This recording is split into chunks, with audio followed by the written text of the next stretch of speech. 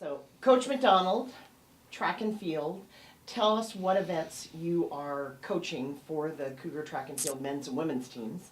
I coach the hurdles here and help out with the relays. Me and Coach Richardson do the relays together, but hurdles and relays, yes. Last weekend was a big duel, double duel down in UCLA. The men beat both UCLA and Tennessee. Women came very close to beating UCLA.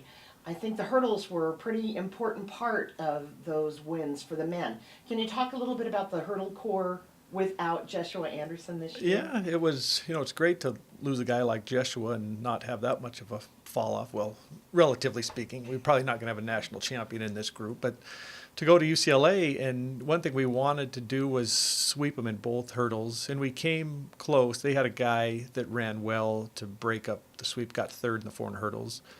But the highs, Ramsey Hopkins, our top guy, is coming off an injury, and it was his first race, so he did a great job. He kind of fell off balance, but stuck with it and beat all the UCLA guys. But then Eric Walden had a breakout race. He's a freshman, ran 14:35, which is a great time for a freshman. And then Josiah Sims ran great also, another PR for him. And then, I kind of knew Jay would win. Jay's a senior. He's a guy that just gets it done. So he ran well. Jay Hopkins, yes. No relation to Ramsey Hopkins, but two of our top hurdlers. And then Dana Wells, I kind of knew he would get it done too. Those two guys are just good.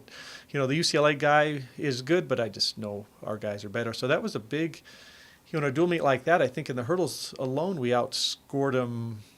What would that be? 17-1, I think. So that was significant. So those guys did a great job. What do you see going forward, looking into the Pac-12 and the regional and the national championships? Do you see any of those athletes you just mentioned placing high for the Cougars?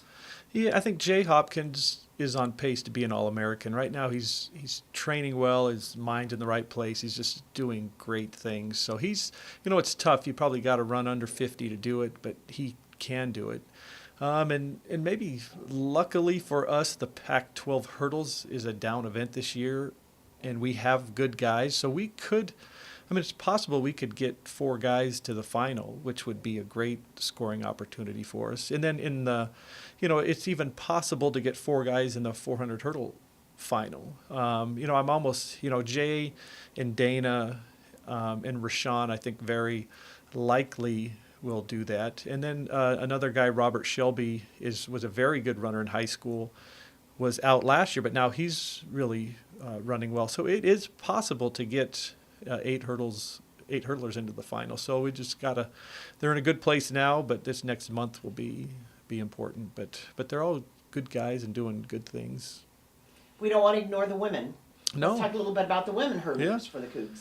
Yeah, they're doing good things also. Shaquana Logan is having a very good year and is on the verge of having a very fast race. Again, in this race, she was out fast. Tennessee and UCLA had some good hurdlers, and she's right with them through 6 hurdles. But we're just trying. She kind of falls out of a rhythm the last 4, just presses a little bit. As soon as we get that fixed, she's going to run up with the best in the Pac-12 now. And then she had a better race in the 400 hurdles. We work more with her on the 100 hurdles, so she's not as consistent in the longer ones, but she's getting better at that. And Brittany Crabb had a great race through 8 hurdles. And so as the year goes on, she'll put together the last 2. She's having a good senior year, and then probably saw the first signs of the greatness that will become of Candy McFarland. She did some great things. It's only her second time she's ever run the race. And the 400 hurdles is a race that you need to get some experience in, and she showed signs of her greatness in that. So she's close to putting together a good race, and is just going to get better every single week, and should do some good things by Pac-12s. Let's talk a little bit about the relays, men first and then women. Where do you see our strengths in the relays this year compared to maybe last year or the year before? I think our women's 4x1 will be one of the better teams in the region. We have 4 women right now that are running fast. We struggled with the handoffs at UCLA, but still, I think we have so much speed on that side that we overcame the bad handoffs and still beat UCLA pretty easily.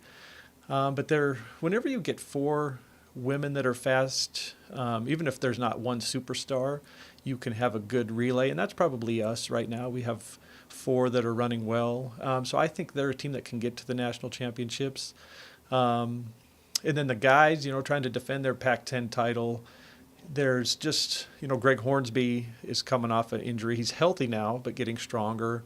And Richard Wilhite's a guy that came in and was going to run one of the legs, and he's a little sore. So we're kind of, developing towards the end of the year. But they're good because Rashawn Johnson now is stepping in, and he's running great legs on that relay. So we'll probably, a month from now, we'll probably be running, pretty good in that relay.